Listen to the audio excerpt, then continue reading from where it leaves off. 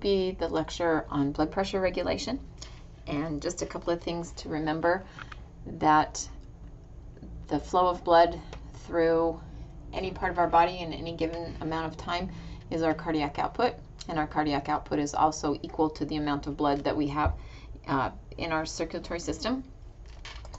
And so we need to be able to control that flow, and blood will only flow when it's moving from areas of high pressure to low pressure. So in order to get the blood from the heart through the tissues and all the way back to the heart, we need to be able to maintain that pressure gradient so that blood will always flow.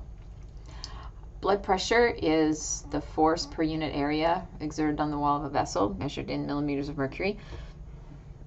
So as blood pushes against the wall, it exerts a force. As you probably know, systemic arterial pressure will be greatest in the large arteries near the heart, because the heart is what generates the pressure to cause flow to happen. And like I said, in order to keep blood flowing, we need to have differences in blood pressure. One of the things that helps us to create differences in pressure is resistance, or peripheral resistance. And this is the opposition of flow. It can also be a measure of the amount of friction, and like I said, we call it peripheral resistance. So there are several factors that determine peripheral resistance. One of these is blood viscosity, which is the thickness of the blood, and what that'll do is create an internal resistance to flow. You can think of blood in various viscosities as being anywhere between water or Kool-Aid consistency all the way up to honey or maple syrup consistency. And so as it becomes thicker, then that viscosity increases, the resistance increases, and the blood pressure increases. The second factor that causes resistance in a vessel is the total blood vessel length. So the longer the vessel length, the greater the resistance. Now in this particular case, we don't mean, somebody that has one really long vessel like Shaquille O'Neal, and it reaches from his abdominal aorta all the way down to his big toe. No, it can be short vessels as well, but as they branch, that adds to the total blood vessel length, and that will also increase the resistance. So as a blood vessel branches and becomes longer, total surface area that it can cover, then or cross-sectional area that it can cover, then again, the greater the resistance. Now, we notice this effect most dramatically when we increase our body mass. And typically, it's easier to increase our body mass by gaining adipose tissue than it is by gaining muscle mass. But either way, increasing our body mass will require miles of small vessels to serve it. And this is often why we see obesity. No, we see obesity in obese people. Why we see hypertension in obese individuals is because they have so much more peripheral resistance due to the amount of vasculature that it takes to go to all their body mass tissue cells. And the one that is the most significant in our control of peripheral resistance is blood vessel diameter. So when the fluid is close to the wall, it's slowed by friction, and the blood in the center flows freely. So as you increase the diameter, then you have more blood flowing freely through the center, and you have less blood coming in contact with the wall, and therefore resistance would go down as diameter increases, or as diameter decreases, then resistance would increase. And so resistance and diameter have an inverse relationship, and diameter and fluid flow, on the other hand, have a direct relationship. And you can see this is part of Poiseuille's law that you've read about in your textbook, that resistance is equal to 1 over the fourth power to the radius of a blood vessel. So you can see that resistance is very, very low as radius is very, very large. It doesn't take much to change resistance because it's an exponential effect. As you would expect, and as we said, that systemic blood pressure is greatest near the heart, so this will start the blood flow, and then pressure results when flow is opposed by resistance.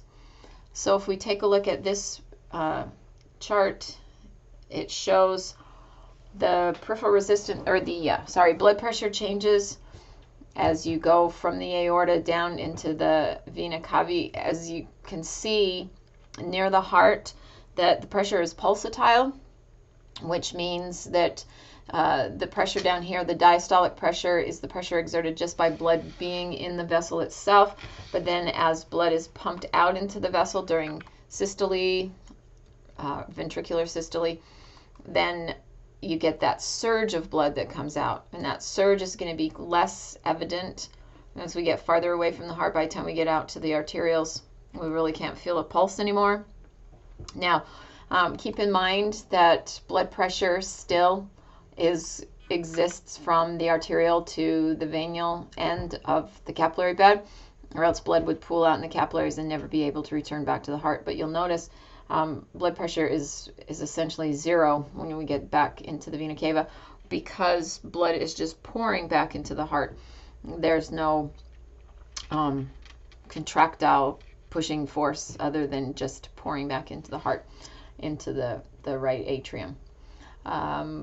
Now, you'll notice there's a line in between the systolic and diastolic pressure called mean pressure or mean arterial pressure. So this really is, when we take away the effects of this pulsatile pressure, what is the constant pressure driving blood through the arterial system and then out towards the capillaries. And so this is mean arterial pressure, which is essentially the blood pressure driving the blood away from the heart. Okay, arterial blood pressure. When we're looking at the elastic arteries that are close to the heart, they're going to be rather compliant or distensible so that they can accommodate the surge of blood that's coming in from the heart. The blood volume forced into the arteries, like we said, at any time it's pulsatile because of the surges that come from the heart.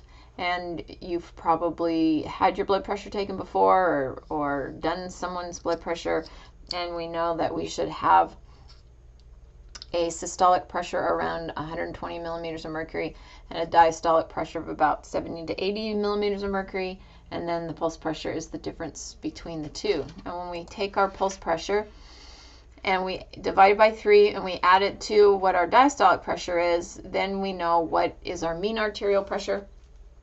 And that, again, is the pressure that is actually propelling the blood to the tissues throughout the cardiac cycle.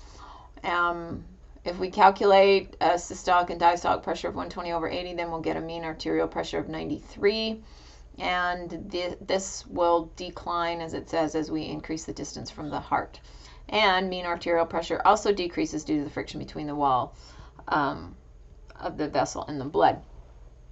And so we saw in this previous picture how mean arterial pressure is dropping off as we get farther away from the heart. And as the diameter of the blood vessels gets smaller, then we're going to increase the resistance, and the pressure will also drop because of that. We've talked about this with capillary exchange and capillary dynamics. So when the blood pressure reaches the capillaries, it's about 35 millimeters of mercury. That's going to be the hydrostatic pressure. And then because of increasing resistance as it moves through the capillary bed, the pressure is going to drop to about 17 by the time the blood leaves the capillary. We want to make sure that capillary pressure is relatively low because capillaries are fragile, and we want to be able to have some blood pressure, however, to force filtrate or nutrients out of the blood into the stitial space, but to prevent edema from happening. Venous blood pressure, pretty steady, changes very little, and like I said, no measurable blood pressure in the vena cava. All right, so in the heart section, you've looked at venous return as how do we maintain cardiac output. So we'll just review this again. There are a couple of ways that blood is returned back to the heart, even though the pressure is very low. And so one of these is the respiratory pump. So changes in the ventral body cavity, pressure changes in the ventral body cavity when we breathe is going to milk the blood from the superior and inferior vena cava and back into the heart As we breathe in, then the volume increases and the pressure in our thoracic cavity decreases, and then conversely when we exhale, then the volume decreases and the pressure rises. And so alternating between those two will milk the blood back to the heart with our respiratory pump, and our skeletal muscle pump will milk the blood in the veins of our extremities, because they're found typically between our skeletal muscles. And so as our skeletal muscles contract, then blood is pushed back toward the heart. And like we talked about valves in veins, those are present to prevent any backflow as this blood is being milked towards the heart. We also have sympathetic vasoconstriction.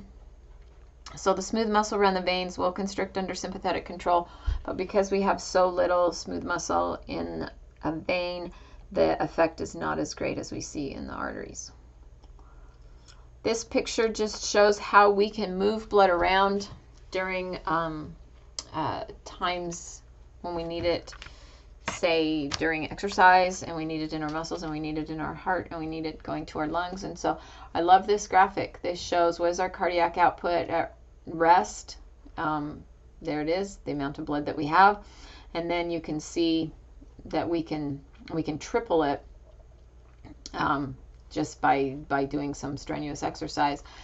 And so you can see things stay the same. The brain always has the same amount of blood. It doesn't care what you're doing. It's always going to take its share of the blood all the time. Our heart will increase. Obviously, our skeletal muscle increases tenfold.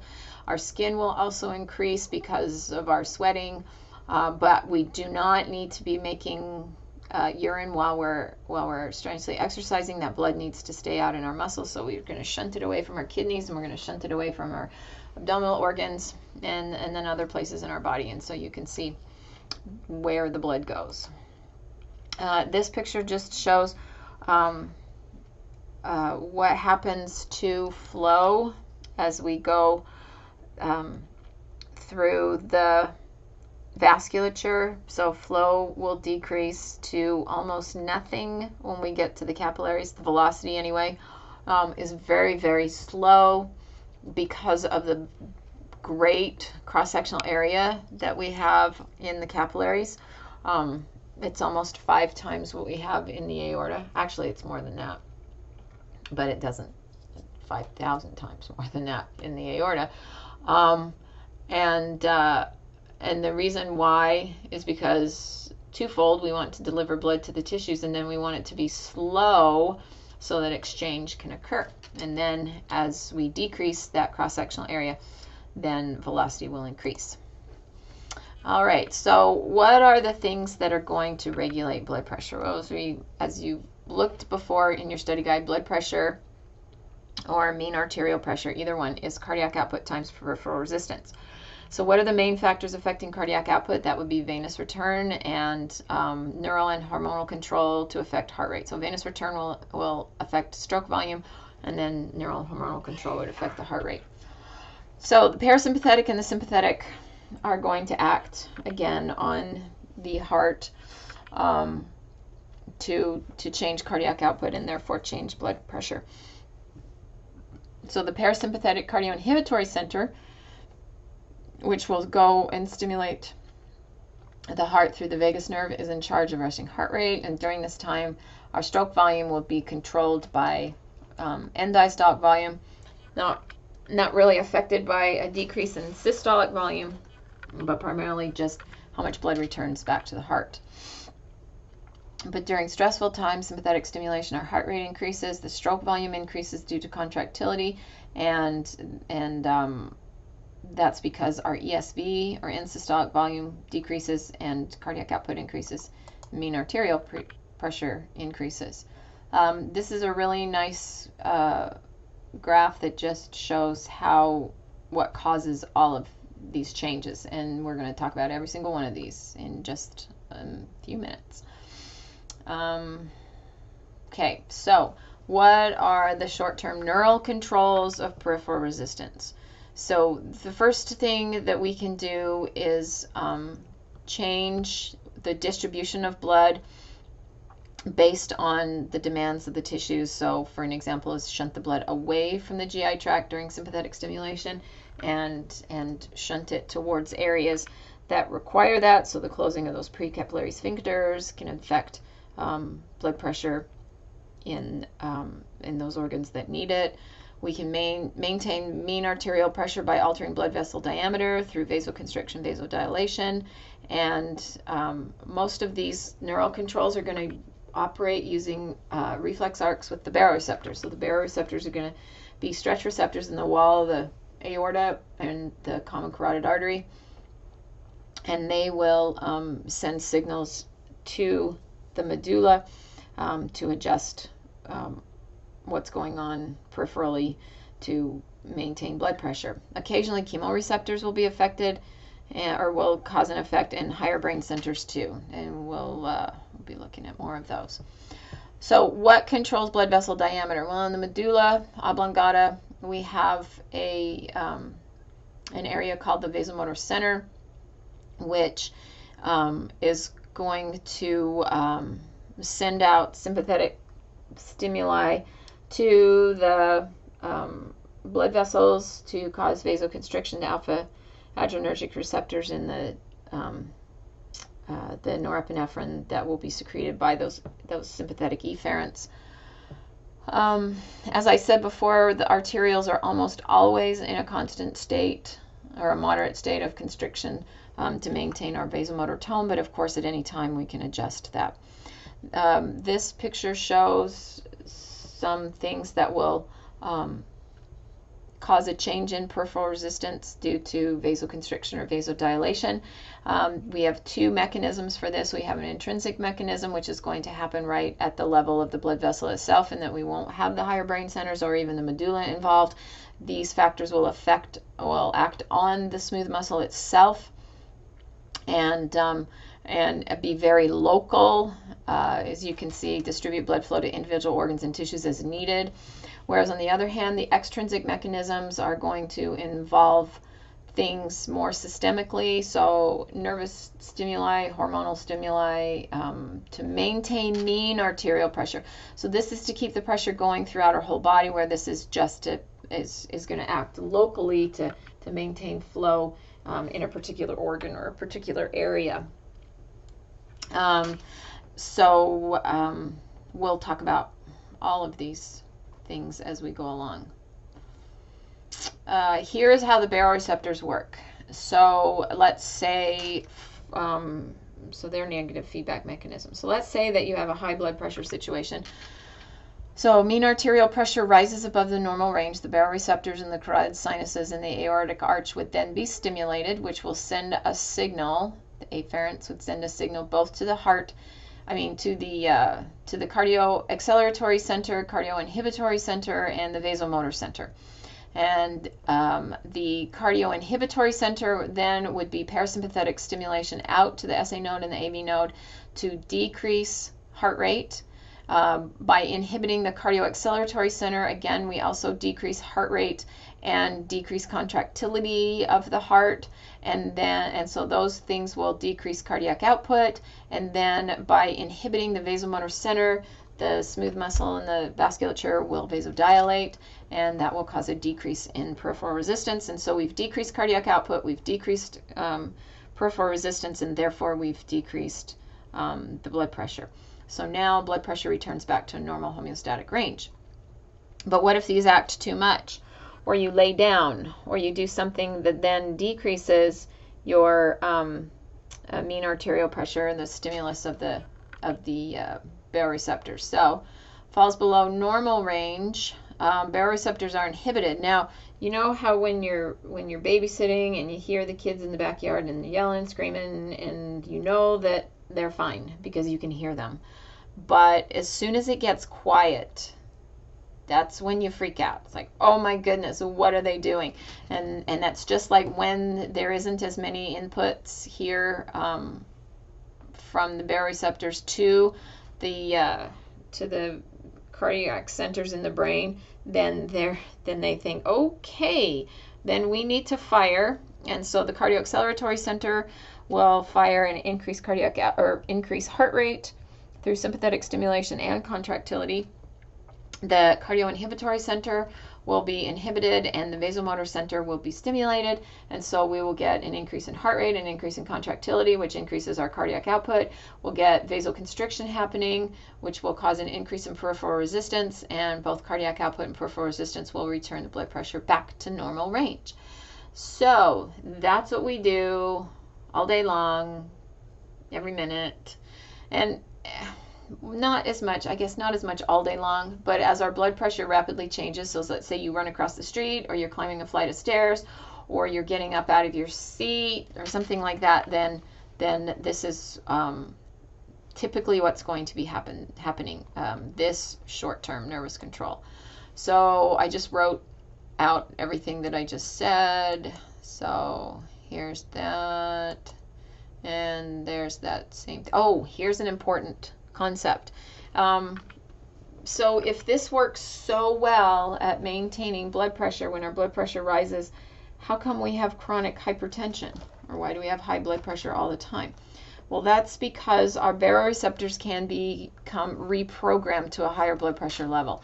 So baroreceptors are ineffective in chronic blood pressure changes as they become reprogrammed during chronic hypertension to monitor pressure changes at a higher set point. So if they see that your blood pressure is characteristically at 150, 160, they're going to go, okay, I guess that's the way things are now, and we'll keep blood pressure at that level, and then anything higher than that, then we'll try to kick in. But of course, that's going to cause systemic problems as that high blood pressure continues. So what's interesting, though, if you have an individual that's on hypertension medications, maybe because they're obese, and then let's say they have gastric bypass surgery, and they can then get off their blood pressure medication and their body can monitor it on its own. So these baroreceptors can change what their set points are from time to time, depending on what's going on in your body. Chemoreceptors will also affect, but they'll have the same effect as the baroreceptors in using the glossopharyngeal and vagus nerves to pick up the input and send it to the brain, and then sympathetic stimulation or vagal stimulation going back out. So a vagovasal response. Vagal response. Oh my goodness, sorry about that. Where the vagus nerve picks up the input and carries it back out, is what I was trying to say. So when our chemoreceptors are stimulated, they'll be stimulated due to a drop in O2 or a drop in pH or a rise in carbon dioxide. And so because we want to get that blood flowing back to the lungs, we need to increase cardiac output and vasoconstriction and blood flow. And like it says, a rise in blood pressure that follows will then speed the return of blood to the heart and the lungs. And so that's why the chemoreceptors would be involved in maintaining blood pressure as well. Oxygen and hydrogen ions and carbon dioxide are going to act on the chemoreceptors, but we have other chemicals that will act either directly on smooth muscle or vasomotor control or the vasomotor center without involving the reflexes that the chemoreceptors use. So two of these chemical controls, short-term chemical controls, are the adrenal medulla hormones. So norepinephrine is vasoconstrictive. Epinephrine can increase cardiac output by increasing permeability to calcium so that cardiac muscle beats more strongly so that you can increase your cardiac output. That will then increase peripheral resistance. Increase blood pressure. A second one that is going to lower blood pressure is atrial natriuretic peptide. And so when there's congestion in the atria within the heart, then it will secrete ANP, which will go to the kidneys to decrease sodium reabsorption or increase sodium excretion. And because water follows salt, then as we get rid of sodium, we will get rid of water, and our blood volume and our pressure will decrease. And notice that ANP is antagonistic to a hormone called aldosterone that we'll talk a whole lot more about in a little bit, and also when we get into renal mechanisms. And then ANP can also cause vasodilation. Now, also working with the aldosterone to support that will be ADH, or antidiuretic hormone, or arginine vasopressin. Sometimes you'll see it vasopressin or ADH. It's the same hormone. And ADH will be released in response to dropping blood pressure, causes intense vasoconstriction during hemorrhage, and then will also go to the kidneys to increase water channels, aquaporins, in the distal convoluted tubule and the collecting duct, and reabsorb water from our urine, and thereby making our urine very, very concentrated. But that way we're not losing water, and our blood volume will go up, and anytime blood volume goes up, like cardiac output, then so will our blood pressure. Angiotensin II does a lot of things. We'll get into the long-term control, but just as a short-term mechanism, angiotensin II causes potent vasoconstriction.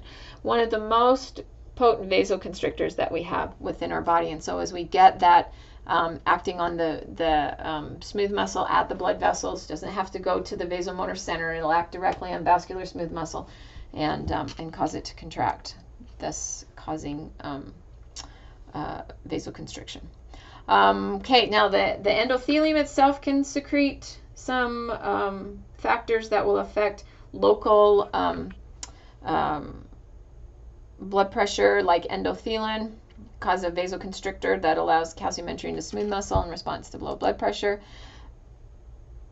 And nitric oxide and ANP work very closely together in reducing blood pressure.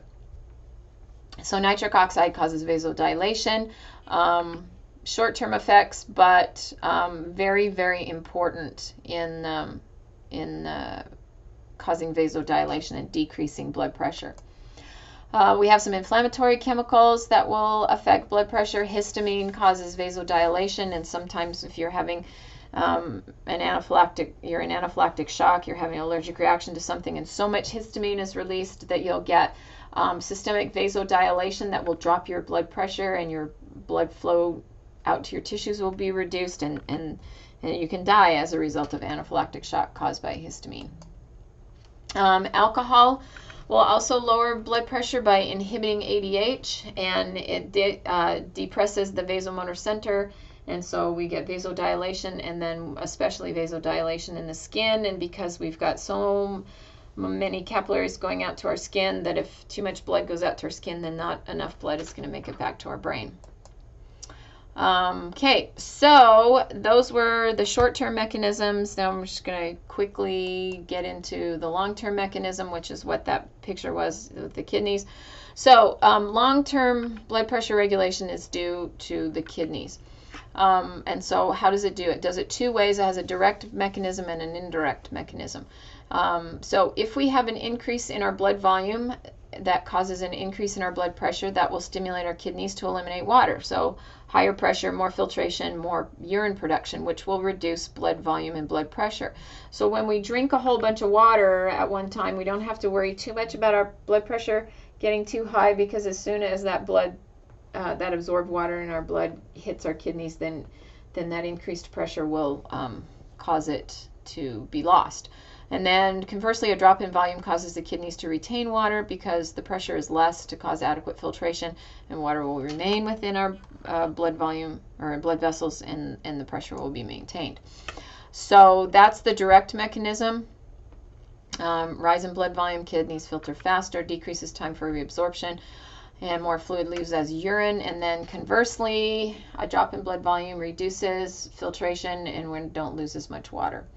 But the one that we're most concerned with is the renin-angiotensin-aldosterone system, or our indirect mechanism. So whenever blood pressure is low, and because we're primarily in a low blood pressure situation throughout the day, this is going to kick in. So this is our long-term 24/7 maintenance of our blood pressure. and not some of those short-term controls that I just showed you. So when blood is traveling to the kidneys, we have baroreceptors in the kidneys called juxtaglomerular cells. And what they will do is identify that it's a low blood pressure situation and will release a hormone called renin. And renin's job is to take an inactive hormone called angiotensinogen that's floating around in your body right now and convert it to angiotensin 1. Then as angiotensin 1 passes through the blood vessels in your lungs, there's a second enzyme called angiotensin converting enzyme that will change angiotensin 1 into angiotensin 2. And then it's angiotensin 2 that goes and does everything. So what does angiotensin 2 do? We've already said, first of all, it causes potent vasoconstriction. Then, so that can cause increased delivery to the kidneys, or if that's not going to be enough to maintain blood pressure, then the second thing is that angiotensin 2 can go to the adrenal cortex and stimulate the release of aldosterone, and then go to the posterior pituitary and stimulate the release of ADH. Both of these hormones will go to the kidneys, to distal convoluted tubule and collecting duct, and aldosterone will stimulate the retention of sodium, and ADH will stimulate the retention of water. And both of those will then increase fluid volume within the blood and increase blood pressure. Okay, so I've been at this for a long time, so now I'm going to hit shock really quickly, and then we'll be finished with that. So when we have chronic hypertension, what kinds of things are going to cause that? What we eat, our lifestyle, whether we are obese, our age, race, genes, stress, smoking, all of those things can contribute to chronic hypertension. How do we treat that? Typically with diuretics or beta blockers that decrease our sympathetic stimulation. Also, we can use calcium channel blockers or the ACE inhibitors, so the angiotensin converting enzyme inhibitors. All right, so let's skip through this because we already did this. Okay, and so we want to take a look at shock. So what is shock? Shock is when our blood vessels are inadequately filled to meet our tissue needs. So what are the various kinds of shock? Well, we can have hypovolemic shock, where we lose a lot of blood or fluid for whatever reason that you can see there. Will cause an increase in cardiac output, so our heart rate will go up. And so because we're losing fluid, our pulse cannot be very strong, but our body is doing what it can with the blood that it has to keep that blood moving, so increasing cardiac output, and then increasing vasoconstriction. But if all of a sudden we see a sharp drop in blood pressure, then we know we have lost too much blood, and the compensatory mechanisms just don't work anymore. And so we need to get fluid back into a person with a sharp drop in blood pressure, because they just don't have enough blood anymore. And so here is all of that. And you can pause that to take a look at that, or look at it in the PowerPoint that I've given you. All right, in vascular shock, we are not losing any blood volume. The blood volume is normal and constant, but we just are not circulating it where it should go. Typically because we have vasodilation everywhere in our body, and so we just don't have 5.25 liters is not enough blood to get to everywhere in our body. And when we try to send it to everywhere in our body, then our blood pressure is going to rapidly drop. So what are some things that can cause vascular shock? Well, anaphylaxis, and we'll look more about that in a minute. Septicemia, if we have failure of our sympathetic nervous system to maintain vasomotor tone. And even sunbathing can cause this, because as we get really hot, then our blood vessels in our skin are going to vasodilate to help cool us off. And if you've ever got up real fast from laying out in the sun and you just feel like, I am going to pass out right this moment, or you've passed out right at that moment, that's why you did. All right, anaphylaxis is a loss of vasomotor tone due to an allergic reaction or some other release of histamine, which we've already said is a potent vasodilator. We can have cardiogenic shock, which is our heart is not functioning properly. We have pump failure because of too much damage in our heart. So we've had multiple heart attacks, and the blood is just not able to pump. We can have a left side failure, right side failure, or congestive heart failure. All of that can cause us to be in shock. And that's it. So I hope that helps.